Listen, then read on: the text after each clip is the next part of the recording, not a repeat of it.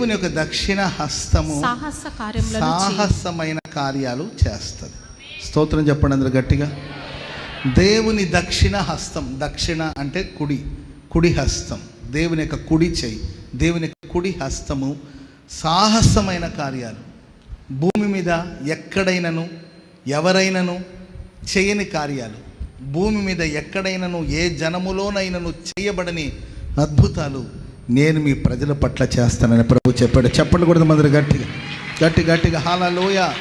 సాహసమైన కార్యాలు, అందరూ చేసిన కార్యాలు కాదండి, ఇది సాహసం చేసేవారా బాబు అంటుంటారు. ఇది అసాధ్యము, ఇది అసంభవము అనుకునే కార్యాల్ని మన దేవుడు సాధ్యపరచగలిగిన దేవుడు. ఆయన సాహస కార్యాలు చేస్తాడు. పరిశుద్ధ గ్రంథంలో ఎన్నో కార్యాలు మనం చూస్తూ వస్తాం.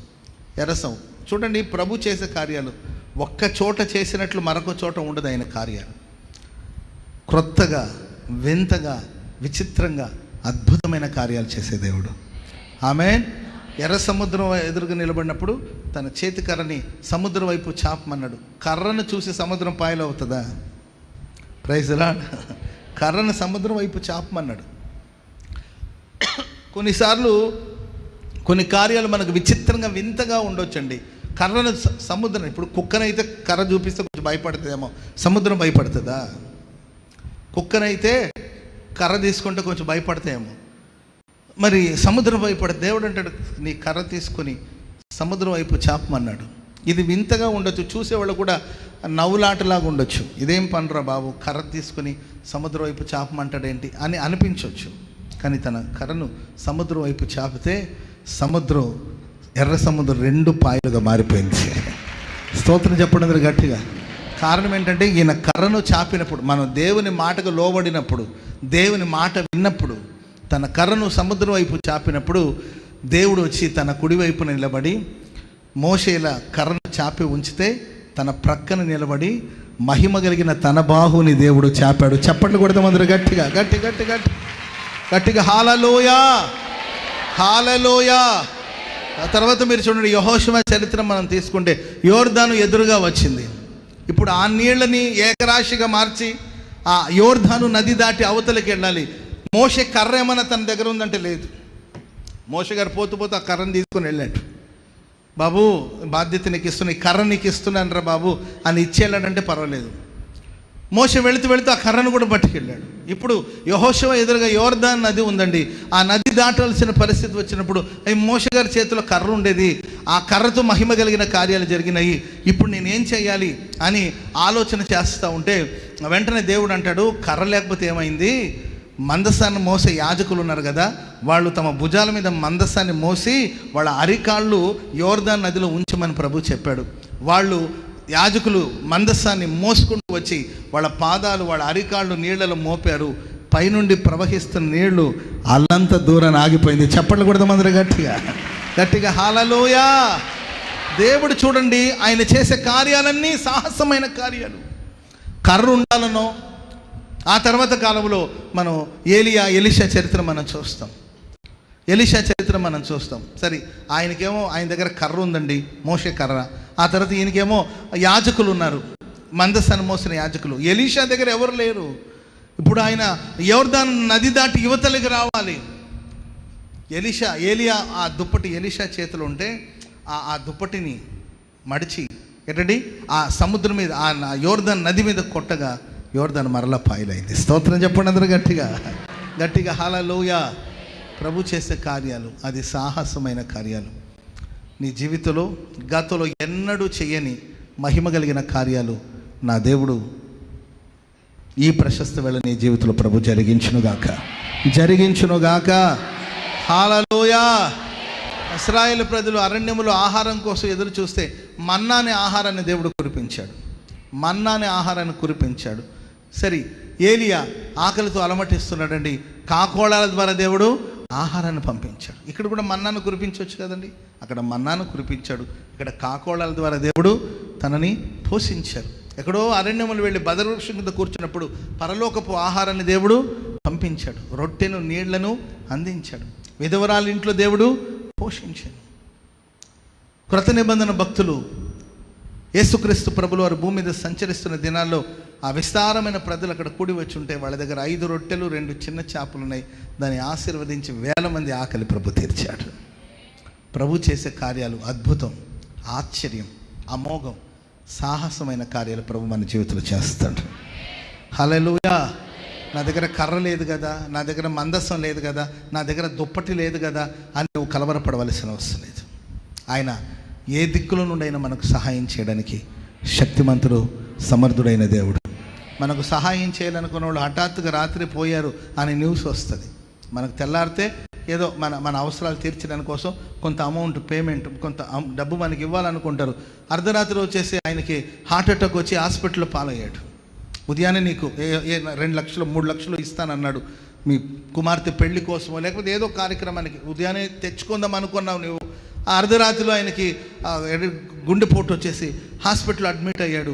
నువ్వు అరిబరిగా హాస్పిటల్కి వెళ్ళి, అన్న 3 లక్షలు ఇస్తానన్నావు కదన్నా, హాస్పిటల్ పడుకున్న వెంటనే మనం అడగలేము కదండి. అడిగామనుకోండి ఆ ప్రాణం పోయిందనుకోండి, ఆ నింద మన మీద పడుతుంది.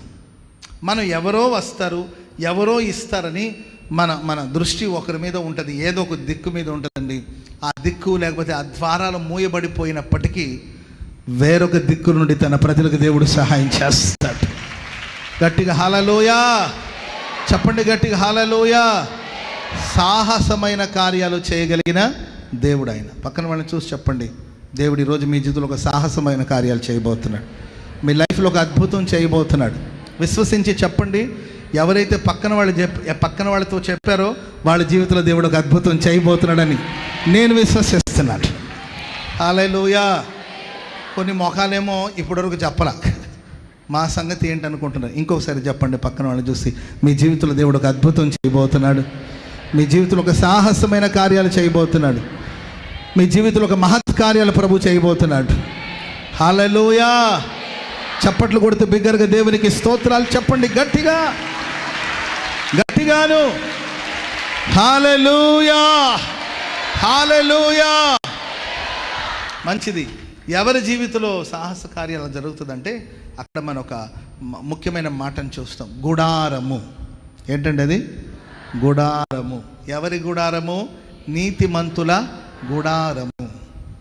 గుడారము అంటే మన ఇంటికి పోల్చొచ్చు, గుడారం అనేది మన హృదయానికి పోల్చొచ్చు, గుడారం అనేది సంఘానికి పోల్చొచ్చు. గుడారం ఎలా ఉండాలంటే అది నీతిమంతుని గుడారం. ఆ నీతిమంతుని గుడారములో రక్షణను గురించిన ఉత్సాహ సునాదాలు వినబడుతుందంట. ఎప్పుడైతే మన గుడారములో లేకపోతే మన సంఘములో రక్షణను గురించిన ఉత్సాహాలు వినబడుతుందో అప్పుడు సాహస కార్యాలు ప్రభు చేస్తాడు. ఎన్నో వర్తమానాలు వింటున్నాము, విన్నప్పటికీ కూడా మన జీవితంలో అద్భుతాలు జరగకపోవడానికి కారణాలు ఏంటి? ఎంతోమంది లేచి దేవుడు చేసిన కార్యాన్ని సాక్ష్య రూపంగా పంచుకుంటున్నారు. నేనెప్పుడు సాక్షిగా నిలబడగలను? నేను కూడా నా లైఫ్లో ఇలా నిలబడి సాక్ష్యం చెప్పగలనా? సంతానం లేని స్త్రీలు దేవుడిచ్చిన సహాయాన్ని బట్టి సంతానమును పొంది ఆ పుట్టిన బిడ్డను తీసుకొచ్చి సాక్షి. నేను ఒక సహోదరి వచ్చింది. నేను ఒక వాచ్ నైట్ సర్వీసు నూతన సంవత్సరపు ఆరాధన సందర్భంలో ఈ సంవత్సరంలో పుట్టిన పిల్లల్ని తీసుకుని వేదిక మీదకి రమ్మన్నాను. అప్పుడు చాలామంది ఆ సంవత్సరంలో పుట్టిన చంటి బిడ్డల్ని వేదిక మీదకి తీసుకొచ్చారు. 13 సంవత్సరాల నుండి సంతానం లేని ఒక స్త్రీ ఆ రోజు ఆ కూడికలో ఉందండి. చాలామంది పుట్టిన పిల్లల్ని తీసుకొచ్చారు వేదిక మీద. వాళ్ళందరినీ నేను స్టేజ్ ఎక్కించి వారిని బట్టి ప్రభుకి స్తోత్రాలు చెల్లించాను. 13 సంవత్సరాల నుండి సంతానం లేకుండా సతమతం అవుతున్న ఒక సిస్టర్ అక్కడ ఉన్నారండి. ఆ రోజు ఆ కూటంలో ఆ వాచ్ నైట్ సర్వీస్లో ఆ రోజు ఆమె ప్రార్థన చేసుకునేదంట, ప్రభువా నీ చిత్తమైతే నేను కూడా ఇలాగే వచ్చి ఆ వేదిక మీదకి ఎక్కి సాక్ష్యం చెప్పేటట్టు నాకు ఒక సహాయం చేయవా అని ప్రార్థన చేసుకున్నారంట. ఆకాశమందున దేవుడు ఆమె ప్రార్థన ఆలకించారు. ఆమెకు చక్కని మగబిడ్డని దేవుడు దయచేశారు. స్తోత్రం చెప్పండి గట్టిగా. హల్లెలూయా. నిన్న వచ్చి పేరు పెట్టమంటే శామ్ నిరీక్షణ అని పేరు పెట్టా. స్తోత్రం చెప్పండి గట్టిగా. హల్లెలూయా. దేవుని చిత్తమైతే వాళ్ళు ఎప్పుడైనా కలిస్తే మళ్ళా సాక్ష్యం చెప్పిస్తాను వాళ్ళతో. ఆమె విశ్వసించాలి, మనం నమ్మాలి, దేవుని కార్యాన్ని మనం నమ్మాలి. ప్రేమైన వారారా, నీతిమంతుని గుడారములో రక్షణను గూర్చిన ఉత్సాహ సునాదాలు వినబడుతుంది. ఎప్పుడైతే వినబడుతుందో అప్పుడు దేవుడు మన జీవితంలో సాహస కార్యాలు చేస్తారు. ఎందుకు నా లైఫ్లో అద్భుతం జరగట్లేదు? ఎందుకు నా జీవితంలో ఆశ్చర్యకార్యం జరగట్లేదు? ఎందరో సాక్షార్థంగా నిలబడుతున్నారు కదా, నేనెందుకు సాక్షిగా నిలబడలేకపోతున్నాను అని ఆలోచిస్తున్నావా? ఈనాడే నీ గుండె అనే గుడారములో, నీ ఇల్లు అనే గుడారములో, నీవు ఆరాధన చేస్తున్న ఈ మందిరం అనే గుడారములో రక్షణను గూర్చిన, రక్షణ అంటే ఎవరంటే ప్రభువైన యేసుక్రీస్తు. యేసుక్రీస్తును గూర్చిన ఉత్సాహం మనలో మొదలవ్వాలి. ఆమేన్ చెప్పండి అందరూ గట్టిగా. హల్లెలూయా.